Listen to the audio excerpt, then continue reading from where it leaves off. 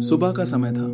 सूरज की पहली किरणें गांव के खेतों पर चमक रही थी। हवा में मिट्टी की खुशबू थी।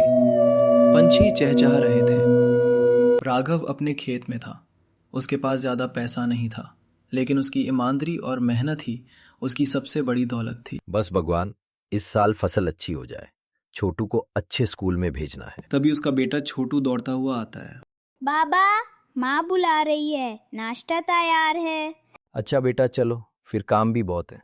राघव जी, आज बाजार जाके बीज ले आइए, वरना बोवाई देर से होगी। पैसे थोड़े काम है मीरा, पर कोशिश करता हूँ।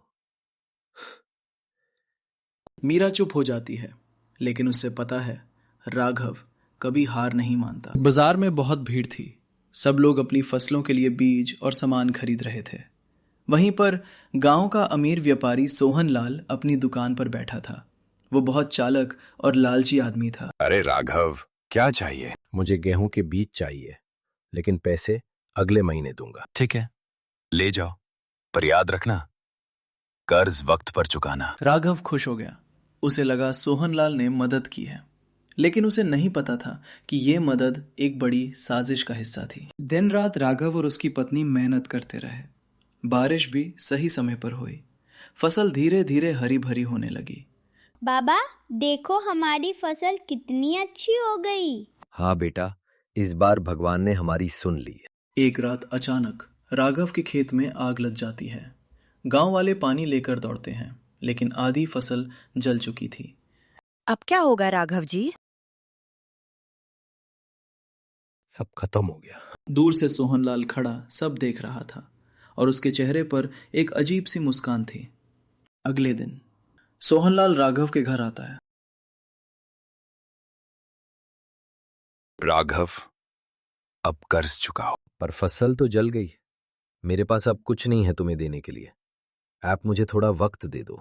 मुझे मेरे पैसा दो, या अपना खेत मुझे दे दो। ये सुनकर राघव दोनों शौक हो गया था, और समझ नहीं पता क्या करना कहीं करके। रात को छोटू अपने बाबा से बात करता है। बाबा, मैंने कल रात कुछ देखा और आपको बैठाना है। क्या देखा बेटा? मैंने सोहनलाल के नौकर को खेत के पास माशाल लेके देखा था। राघव समझ गया, आग एक हादसा नहीं थी, वो एक साजिश थी। अगला दिन गांव में पंचायत बुलाई जाती है। सच क्या है राघव? राघव सब बता देता है जो उसके साथ हुआ, लेकिन सोहनलाल झूठ बोलता है। ये सब झूठ है। तभी छोटू आगे आता है। मैंने सब देखा है। रात को जो भी हुआ वो सब लोग बता देता है, और वहां जामे लोग हैरान हो जाते हैं। गांव का एक आदमी बोलता है, मैंने भी कल रात सोहनलाल के नौकर को वहां देखा था, मशल लिए हुए। सच धीरे धीरे सामने आने लगता है, सब सच, और सोहनलाल घबरा जाता है। मुखिया जी गुस्से में बोलते हैं, सोहनलाल, तुमने लालच में आके एक ईमानदार किसान को बर्बाद करने की कोशिश की, इसलिए अब तुम्हें सजा मिलेगी। सजा, लाल को राघव का पूरा कर्ज माफ करना होगा और पैसे भी देने होंगे। सोहनलाल शर्म से सर झुका लेता है, और उससे अपनी गलती का एहसास हो जाता है। कुछ महीनों बाद राघव के खेत फिर से हरे भरे हो गए। गांव वाले भी उसकी मदद करते हैं।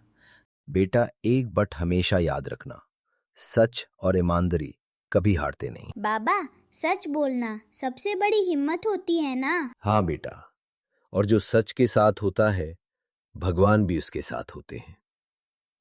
लालच और झूठ कुछ समय के लिए जीत सकते हैं, लेकिन आखिर में सच और ईमानदारी ही जीतते हैं।